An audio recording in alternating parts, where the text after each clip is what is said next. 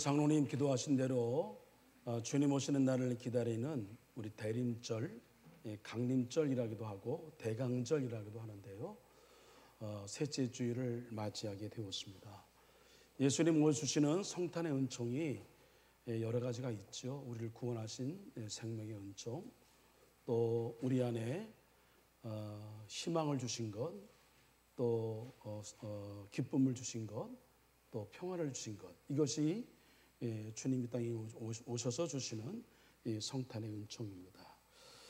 오늘 이렇게 주일을 맞이해서 예배 자리에 함께 하신 우리 한소의 모든 식구들 가운데에 또 여러분 가정 위에 또 여러분의 인간관계, 대인관계 모든 관계성 위에 사이좋게 지내는 평화의 왕으로 오신 평화의 은총이 여러분 가운데 함께 하시기를 먼저 주님의 이름으로 간절히 축원을 드립니다. 여러분 우리가 제가 오늘 반복해서 말씀을 드립니다만 오늘하고 내일의 시간과 2022년 12월 31일과 또 2024년 1월 1일의 시간의 흐름은 뭐 별반 차이가 없어요. 그냥 흘러가는 시간이죠. 근데 흘러가는 시간 속에 켜틀을 나누었단 말이에요. 그래서 우리는 날이라기도 하고 또 월, 한 달 이렇게 칭하기도 하고 한 해, 또 1년 이렇게 칭하기도 합니다. 왜 이렇게 흐르는 시간 속에 똑같이 흐르는 건데 왜 칸을 구분해 놨을까요? 이유가 있죠. 지금까지 살아왔던 우리의 시간들을, 우리의 삶들을 다시 한번 뒤돌아보아라. 그리고 앞으로 살아갈 날을 좀 더 의미 있고 가치 있게 또 성숙한 삶을 살기 위하여, 열매 맺는 삶을 살기 위하여 어떤 마음의 새로운 각오와 결단을 가져야 될 것인가를 다시 한번 점검하게 하신 의미가 있다고 생각합니다. 지금이 사실 그럴 때인 거죠. 우리 한 해를 지내면서 우리가 어떤 걸 정리할까? 이 매듭을 잘 지어야 우리 인생이 견고해지죠. 여러분, 대나무는 얇죠. 그러나 길죠. 근데 대나무가 견고한 것은 다름이 아니라 그 사이사이에 매듭이 있기 때문인 거죠. 우리의 인생도 매듭을 잘 지어야 견고한 인생이 되고 의미 있고 가치 있는 인생, 쓸모 있는 인생이 될 수 있다 말입니다. 자, 그 어떤 것보다 우리가 이에 매듭을 지을 때 오늘 말씀을 근거해 볼 때에 관계성, 특별히 사람하고의 관계를 잘 우리가 정돈하자라고 하는 것, 이게 오늘 우리가 생각해 볼 주제인 것입니다. 여러분, 우리가 하나님을 믿어요. 예수님의 제자로 살아요.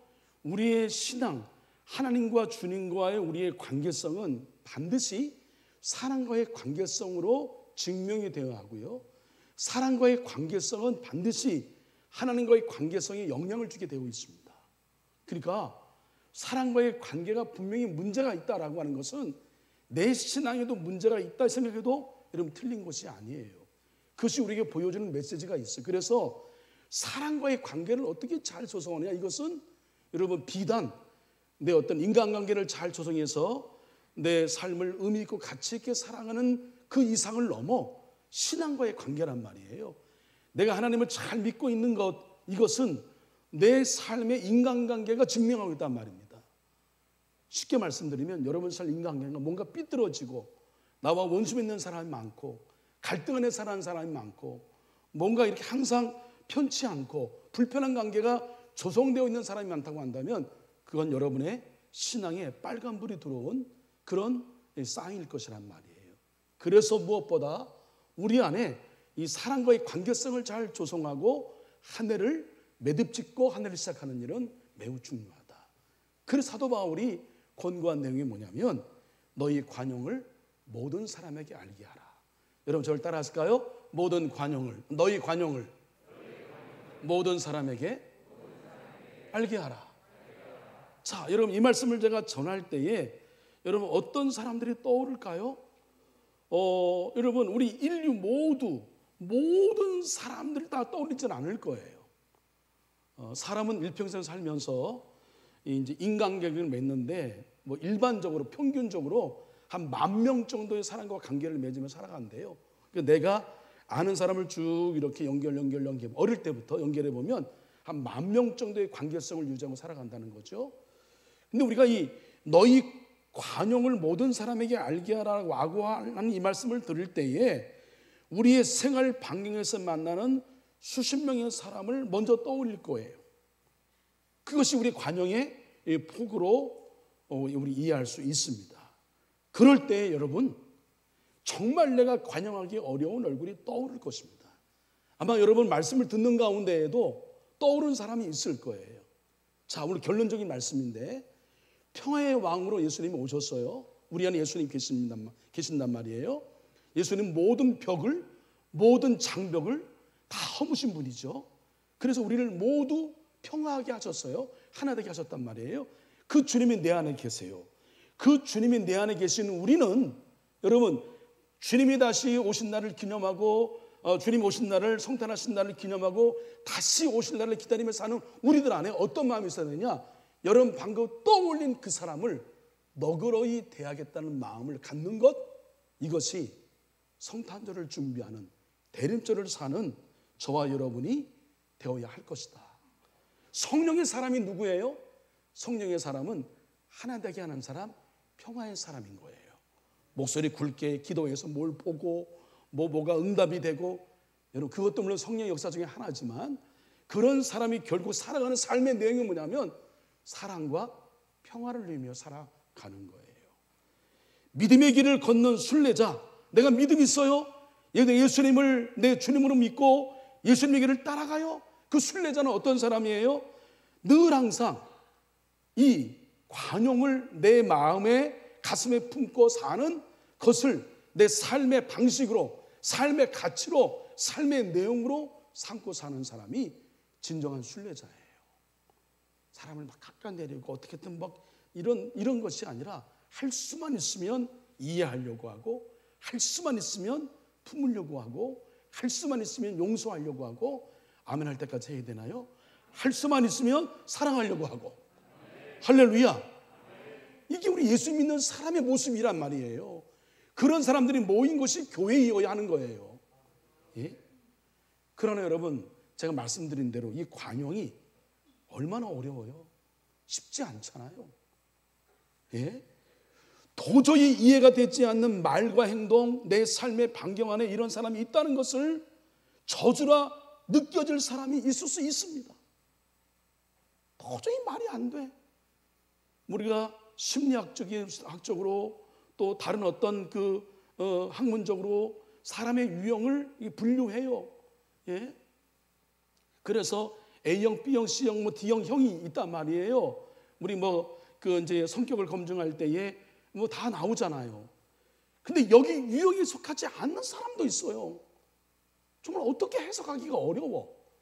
이런 사람의 유형을 우리가 함께 더불어 살아갈 수밖에 없다고 하는 것이 우리의 운명이고 숙명이고 우리의 삶인 것이 어쩌면 저주와 같다는 생각을 갖는 사람도 있을 수 있단 말이에요. 성서는 관용에 희생과 인내가 필요하다는 사실을 부인하지 않습니다. 그래서 그럼 언제까지 참는 거예요? 언제까지 우리가 희생해야 되는 거예요? 그게요, 기간이 있어요.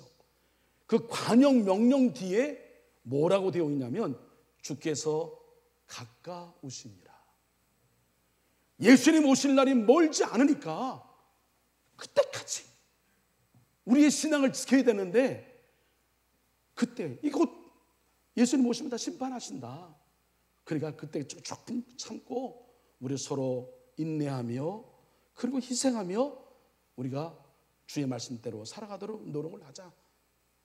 예수님 오신 날이 얼마 남지 않았으니까 우리 언제까지 이렇게 갈등하며 반복하며 서로 헐뜯고 이런 불편한 관계 속에 우리가 살아가야 되겠느냐. 그거 다 풀고 생각해보면 사실은 소소한 일로 시작되는 것인데, 그런 거 생각해보면 아무 일도 아닌 것들인데 아무 일 아닌 것 때문에 우리의 신앙의 본질이 흔들려버리고 인간관계가 흔들려버리고 교회 안에 여러 가지 갈등을 조장하는 일을 해서는 안 되는 거 아니냐. 얼마 남지 않았다. 그러니까 서로 관용하라, 이런 말씀이에요. 로마서 말미에 사도 바울은 이렇게 말합니다. 너희가 선한 데 지혜롭고 악한 데 미련하기를 원하노라. 이야, 참 성경 말씀 구구절절 좀 옳은 말씀이에요. 여러분 제발 선한 데에 똑똑하시길 바랍니다. 예? 악한 일에 똑똑하면 안 돼요. 예? 악한 데는 뭐예요? 좀 멍청이가 되십시오. 바보가 되십시오. 악한 데는 밀어나십시오. 예? 근데 이걸 언제까지 해요? 평강의 하나님께서 속히 사탄을 너희 발 아래서 상하게 하시려. 뭐예요? 사탄을 심판할 날을 곧 온다. 사탄이 멸망할 날이 온다. 이거예요. 관용의 삶은 세상에서 미련해 보이는 삶의 방식입니다. 이러한 부조리한 세상이 영원하지 않을 것이며 하나님께서 속히 모든 악을 심판하시고 세상을 바로 잡으실 것이라는 이 종말론적인 인식이 없으면 이러한 삶을 지속하기는 너무나 힘든 거예요. 하나님은 살아계시고 하나님은 심판하시고 그때 우리의 행위대로 하나님은 다 판단하신단 말이에요. 여러분들 기억하십시오. 심판의 몫은 여러분의 몫이 아니에요. 심판의 몫은 공의롭고 정의롭고 사랑이신 하나님의 완벽하신 하나님의 몫인 걸 기억하고 거기에 맡겨요. 우리는 우리의 일에 내가 할 바에 여러분 최선을 다하는 저와 여러분 되기를 간절히 부탁을 드립니다. 예? 성탄절에 하늘에 울려 퍼진 찬송은 기뻐하심을 입은 사람들 가운데 평화였습니다. 하나님의 기뻐하심을 입은 사람들이 그리스도의 평화를 누리며 그것을 세상에 보여주는 것이 하나님이 이 세상을 바꾸시는 방식이에요. 하나님 나라를 만들어가는 방식이에요. 평화로 다스리는 나라가 하나님 나라, 이 통치하심을 계속 넓혀가서 하나님의 나라를 만드시는 것이 하나님의 나라를 세우는 하나님의 통치의 방법이란 말이에요. 우리 가운데 평화가 오셨어요. 평화로 오신 것을 사람과의 관계에서 흘려보내서 평화의 땅으로 계속 만들어가는 것, 이것이 우리가 해야 할 일이다. 기쁨과 평화를 누리는 사람이 다른 사람을 향해서도 관용할 수 있는 거예요. 여러분 기억하시죠? 내 안에 있는 게 나오는 거예요. 예? 술 하면 결국 술이 나오는 거예요. 예? 말이 내 안에 거짓 하면 그걸 거짓말이 나와. 숨길 수 없어. 어떤 때는 깜짝 놀래잖아요. 내 숨긴 것이 막 드러나서. 그럴 때 없어요, 여러분? 저는 더러 있는데. 예? 깜짝 놀라죠. 여기 들켰네? 이런 마음 들 때 있단 말이에요. 우리 안에 있는 게 나오는 거예요. 여러분 안이 평화가 있기를 간절히 축원합니다. 그러면 나오는 말도 나오는 행동도 다 평화로운 거야. 그 사람이 있으면 그냥 좋아. 그 모임이 그냥 좋아. 그냥 하나가 돼. 웃음이 있고 기쁨이 있고 할렐루야. 예? 이렇게 하나님 나라를 넓혀가는 거예요. 근데 하나님의 평화는 모든 판단과 모든 지식을 뛰어넘습니다. 우리의 생각과 우리의 여러분 판단을 뛰어넘는다는 거예요. 아주 좁게 말씀드리면 여러분이 규정하는 의, 여러분이 규정하는 정의, 여러분이 생각하는 공의, 그게 틀릴 수 있단 말이에요. 근데 우리는 그거를 자기 기준으로 의를 설정해 놓고 다른 사람이 나쁘대. 그래서 여러분 그런 있잖아요. 여야가 항상 하는 얘기가 내로남불 아니에요. 예? 내가 하면 뭐예요? 예? 내가 뭐예요? 로맨스고. 여러분 몰라요? 로맨스고 다른 사람이 하면 뭐예요? 불륜이에요. 우리 언젠가 김홍환 장로님이 그 내로남불을 뭐라고 말씀하셨더라? 아무튼 생각이 안 나네. 아무튼 좀 특이하게 말씀하셔서 예, 그렇단 말이에요. 우리가 그럴 수 있어요. 내가 뭐 할 때는 정당해. 다른 사람이 하면 그 부당해. 우리의 기준이 틀렸단 말이에요. 여러분 문자적으로 율법을 지키는 것이 의라면 예수님은 세상에 태어나지 못했을 거예요. 마태복음은 약혼녀가 아기를 잉태한 것을 숨기려고 한 요셉의 행동을 가리켜서 의롭다고 얘기했어요. 의롭다. 율법으로 보이는 이거 말도 안 되는 일이에요. 그죠? 마태복음 5장에서는 더 나은 의를 말하면서 여러분 기억하십시오. 악한 자의 밭에나 선한 자의 밭에나 비를 주시는 하나님을 본받으라. 하나님의 평화는 뭐냐면 악한 자에게도 선한 자에게도 비를 주시는 거예요. 그 관용을 우리가 배워야 한다라고 하는 겁니다. 근데 이 관용을 어떻게 배우기 쉽지 않아요. 우리가 살면서 자신의 삶을 객관적으로 분석하고 미래를 대비하는 것은 필요한 일이에요. 내 자세가 흐트러지고 때로는 염려로 의욕이 꺾이고 지나치게 대비하려고 했기 때문에 오히려 대비하지 못할 때가 있다. 오히려. 예? 그래서 하나님께 맡기는 습관이 필요한 건데요. 하나님께 맡기면 하나님이 지켜주시죠. 빌립보는 로마의 식민지예요. 로마의 군대가 든든히 지키는 도시였단 말이에요. 그러나 아무리 든든히 지켜도 한계가 있어요. 많은 로마 황제가 근위대를 두고도 암살이나 독살의 위험에 정정긍긍하면서 늘 항상 불안했던 것을 우리는 보게 됩니다. 여러분, 우리가 아무리 이성적으로 뭘 판단하고 분석하고 한다 하더라도 우리 인간 안에 인간이 세운 어떤 그런 평화의 그것은 완전하지 않다는 겁니다. 제가 이제 어느 목사님하고 대화를 나누는데 그 목사님이 이 성도들 이제 그 새 차를 구입하게 되면 일반적으로 믿지 않는 사람 새 차를 구입하면 뭐예요? 막걸리 떠놓고 이쁘고 이거 놓고 그리고 해서 무사를 기원하는 뭐 하잖아요, 그죠? 근데 우리는 여러분 뭐 해야 됩니까? 기도해야죠. 근데 왜 기도 받으러 안 와요? 뭐요? 새 차 사고 기도 받으러 안 하는 사람은 여러분 다시 새 차 살 때는 꼭 기도 받으세요. 예, 받는데 목사님이 그렇게 기도하는 거죠. 요즘에 여러분 내가 운전 잘한다고 해서 사고 안 나요? 그래서 목사님 기도할 때에 이 운전하는 운전자 하나님이 차를 좋은 거 주신 거 감사하는데 이 차를 다 이제 기능을 다 하고 다 탈 때까지 하나님이 안전을 지켜주는데 운전자의 안전뿐만 아니라 동서남북 동쪽에 있는 차도 북쪽에 있는 차도 남쪽에 있는 차도 서쪽에 있는 차도 앞뒤에 있는 차도 하나님 축복해 주셔서 그래서 천군 천사가 보위하셔서 이 차가 사고 나지 아니하도록 하나님 지켜주세요 이렇게 기도한대요. 저 배웠어요. 아버지가 이렇게 기도할 테니까 새 차 사면 기도 받으러 오세요. 네. 그 얼마나 여러분 우리의 삶 내가 노력하고 내가 지킨다고 해서 여러분 우리 안전이 보장돼 평화가 보장됩니까? 아니란 말이죠. 그래서 중요한 것이 모든 지각에 뛰어나신 하나님의 평강 이게 중요합니다. 한번 따라하실까요? 모든 지각에 뛰어나신 하나님의 평강 이건 개인에게도 필요하고 공동체에도 필요하고 여러분의 가정에도 절실히 필요한 겁니다. 내가 지키려고 지켜지는 게 아니에요. 우리 애들을 내가 지키려고 지켜지는 게 아니더라고요. 우리 교회도 마찬가지예요. 내가 여러분 섬기는 여러분의 뭐 성가대나 찬양팀이나 부서에도 속해도 선교에도 내가 노력한다고 지킨다고 해서 그게 잘 지켜지고 늘 항상 평화로워요? 그렇지 않더라고요. 모든 지각에 뛰어나신 하나님의 평강이 있어야 됩니다. 이 평강은 어떻게 우리가 얻어요? 다른 방법 없어요. 여러분 머리 의존하지 마십시오. 여러분 똑똑하다고 생각하지만 여러분 우리가 보는 건 한계가 있단 말이에요. 진짜 똑똑한 학자들은요 자기 똑똑한 거 똑똑하지 않다고 생각합니다. 자기가 아는 거는 겨우 이 물 박사면 이쪽 한 분야를 아는 거지 전체를 알지 못하는 거예요.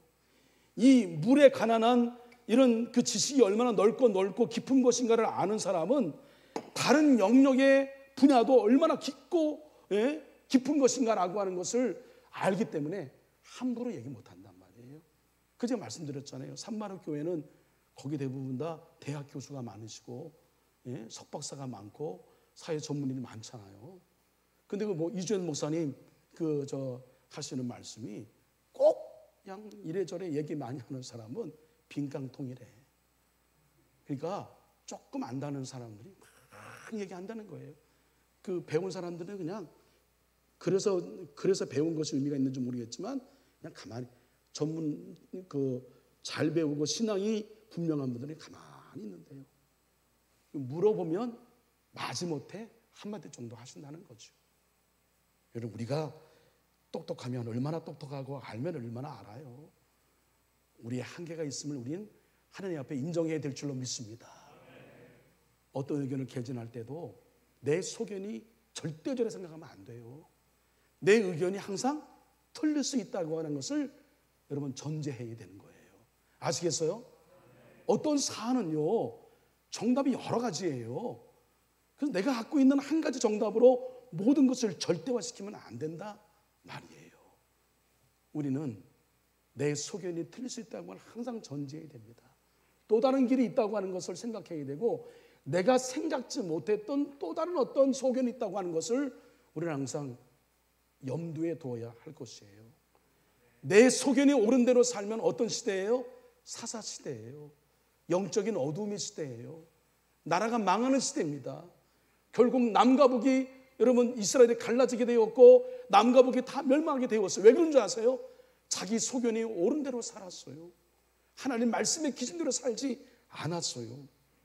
그래서 무엇보다 필요한 것이 뭐냐면 하나님의 평강은 그 모든 의견을 초월합니다. 그래서 하나님의 평강이 우리 가운데 있기 위하여 우리가 여러분 간절한 마음으로 기도를 해야 되는데, 그런 의미에서 이제 이 대림절을 우리가 어떻게 보내야 될까를 정리한다면 6페이지 밑에 있는 내용인데 우리 자막 준비하세요. 결론적인 말씀입니다. 대림절은 다시 오실 주님을 기다리는 절기인데 어떻게 우리가 기다려야 되느냐? 내 삶의 문제를 주님께 맡기며 그래서 누리는 평안을 이웃을 향한 관용으로 살아내는 것. 여러분 언제 평안한지 아세요? 내 삶의 모든 문제를 하나님께 맡길 때에 하나님께서 우리 안에 평안을 주세요. 언제 기도가 응답됐다는 사인을 여러분 확신할 수 있는지 아세요? 내 마음이 평안할 때. 모든 걸 맡겨서 하나님, 내 주관, 내 뜻, 내 생각을 내려놓습니다. 내 지각, 내 생각에 뛰어넘는 하나님의 평강을 우리에게 주십시오. 그 평강이 우리 가운데 임하게 되면 내 안에 진정한 평화가 임하게 되는 거예요. 이 평화를 주변의 사람들에게 관용으로 나누어주며 살아가는 삶이 주님 오시는 그날까지 우리가 살아내야 할 진정한 성도의 삶인 거예요. 그러면 그 자리는 평화의 땅이 되는 거예요. 그 자리는 여러분 천국이 되는 거예요. 그 자리는 하나가 될 수밖에 없어요. 그 자리는 은혜의 샘이 넘치고 사랑의 기쁨이 넘치게 될 줄로 믿습니다. 물론 아직 완성되지 않은 구원 때문에 탄식할 일이 많은 것은 사실이에요. 그래서 빌립보서는 여러분 잘 아시지만 기쁨의 서신이라고 하잖아요. 근데 정말 기쁜 일이 있어서 기쁨의 서신이에요? 아니잖아요. 사도 바울이 옥에서 글을 썼잖아요. 그리고 박해의 상황이에요. 사도 바울이 너무 근심이 많았죠. 사도 바울은 정말 교회 사랑 때문에 근심한 이 아니겠어요? 근심한 분 아니겠어요? 함께 일하는 동역자들의 아픔을 내 아픔을 느끼며 늘 항상 그런 근심 위에 근심 있는 사람 아니겠어요? 그 복음서 서신서에 보게 되면 사도 바울이 옥에 갇혀서 어려울 때에 에바브로디도를 이제 파송해서 보내서 이제 그 사도 바울을 도와주도록 하죠. 근데 에바브로디도가 그 정말 충성스러운 주의 일꾼이 병이 들었어. 질병이 생겼어. 그것 때문에 사도 바울이 근심 위에 근심이 있다 이렇게 얘기했단 말이에요. 사도 바울이 말하는 평안은 무엇이 눈 감고 한두 번 기도만 하면 절대로 걱정할 일이 없을 것이라는 그런 식의 평안이 아니에요.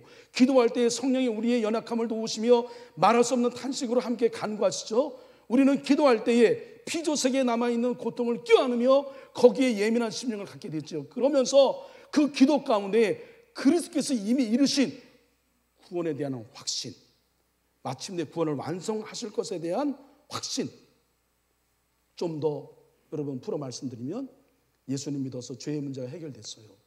그 내 마음이 평안해, 자유해. 이것이 해결이 안 되면 늘 항상 찜찜해. 죄가 있으면 여러분 찜찜하잖아요. 근데 예수님 믿음으로 영접함으로 인하여 죄의 문제가 해결이 되어서 구원받았어. 그리고 우리의 미래가 불투명하면 또 염려 걱정이 돼. 염려할 게 없어. 우리 예수님이 우리에게 영생이라는 선물을 주셨고 우리가 거기서 어떻게 머물어야 될지 머물 장소와 거처와 모든 것을 완벽히 구비하고 준비해 놓아서 빌트인 모든 걸 다 만들어 놨어요. 우리는 그냥 몸만 가기만 하면 돼. 그게 염려가 없는 거예요. 네? 그리고 살아가는 동안에도 하나님 우리를 그냥 내버려 두지 않으셔. 하나님이 성령 하나님으로, 임만 하나님으로 우리와 함께 하셔. 우리가 모르는, 의식하지 못하는 순간에도 우리를 지켜주시고 보호하시고 인도하셔요. 그 은혜 때문에 내가 여기 있는 거예요. 그 은혜 때문에 여러분의 가정이 평안한 거예요. 그 은혜 때문에 그나마 여러분들이 지금 이 자리에 여기 계신 줄을 믿으시길 바랍니다. 예? 그러니까 내 마음 안에 이게 근거가 있는 평안이란 말이에요. 그냥 맹목적으로 그냥 나 평안해, 이게 아니란 말이에요. 이런 복음을 굳게 붙든 자에게 주어지는 진정한 평안, 구원의 확신과 영생의 선물해 주시는 소망과, 그리고 하나님 지금 나와 함께 하신다고 하는 분명한 믿음의 고백의 터위 위에 있는 평안이에요. 예? 그러니까 우리가 도살할 양같이 여김을 당하는 순간에도 하나님이 우리를 위하시면 우리를 대적할 리가 없다. 그리스도의 사랑에서 우리를 끊을 자가 없다. 이 확신에서 오는 평안이죠. 당장 눈앞에 있는 고난의 현실에 눈 감으면서가 아니라 눈을 크게 뜨고 그 뒤에 세상을 주관하시는 더 큰 힘을 보기에 누리는 평안이에요. 그것이 바로 모든 지각에 뛰어난 하나님의 평강이란 말이에요. 신앙은 세상의 지식과 판단력을 무시하는 반지성이 아니에요. 여러분, 우리가 믿지만 맹목적이 아니란 말이에요. 우리가 덜 똑똑해서 그냥 믿는 게 아니란 말이에요. 우리가 아무것도 모르고 덮어놓고 믿는 광신자가 아니란 말이에요. 우리는 오히려 그들이 못 보는 또 다른 세계, 더 높은 차원의 세계를 여러분 바라보는 더 높은 지성을 갖고 믿는 자인 것을 여러분 믿으시길 바랍니다. 이런 자긍심이 우리 가운데 있어야 되는 거예요. 누가 예수 믿는 사람을 뭐 하찮게 폄하하고, 우리가 여러분 제대로 역할을 못해서 그런 말 듣는 것은 반성의 여지가 분명히 있습니다만 우리는 그런 사람 아니에요.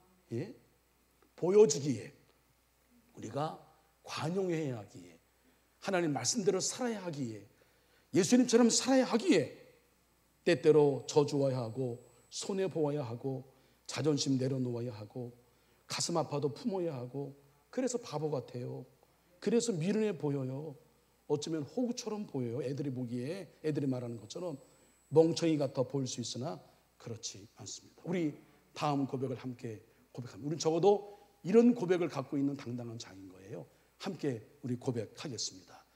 시작. 우리는 무명한 자 같으나 유명한 자요, 죽은 자 같으나 살아있고, 징계를 받는 자 같으나 죽임을 당하지 않고, 근심하는 자 같으나 항상 기뻐하고, 가난한 자 같으나 많은 사람을 부유하게 하고, 아무것도 없는 자 같으나 모든 것을 가진 자. 그게 누구예요? 그게 여러분이에요. 믿으시길 바랍니다. 겨울철에 사순절을 살고 있는 한소의 우리 식구, 한소의 성도 여러분, 주님은 이 땅에 오셔서 평안을 주셨습니다. 십자가 은총, 위대한 용서와 관용으로 갈라진 이 땅을 치유하시며 평화를 심으셨습니다. 우리가 가야 할 길입니다. 내 힘이 아니라 지각을 뛰어넘어 하나님이 주는 평강, 이 성령의 능력을 바라보며 여러분 관용하시기를 바랍니다. 오늘 제가 설교 모두에 말씀 전할 때 떠올랐던 사람 있잖아요. 그에게 여러분 다가가 손을 내미시길 바랍니다. 어려우면 편지를 쓰거나 문자를 보내거나 어떤 방법으로든지 당신을 내가 용서하고 용서를 구하고, 그래서 여러분 관계를 풀어야 우리의 진정한 평화가 오게 되고 그럴 때 주신 하나님의 놀라우신 은혜가 임하게 되는 거죠. 그러면 하늘의 평화가 우리 가운데 임하실 것입니다. 그것이 하나님의 나라입니다. 그것이 진정한 교회입니다. 그것이 진정한 우리가 가야 할 천국입니다. 기도하겠습니다. 너희 관용을 모든 사람에게 알게 하라. 주께서 가까우십니다. 늦기 전에, 올해가 가기 전에 이 말씀을 살게 하여 주시옵소서. 평화의 왕으로 오신 예수님의 이름으로 기도합니다. 아멘.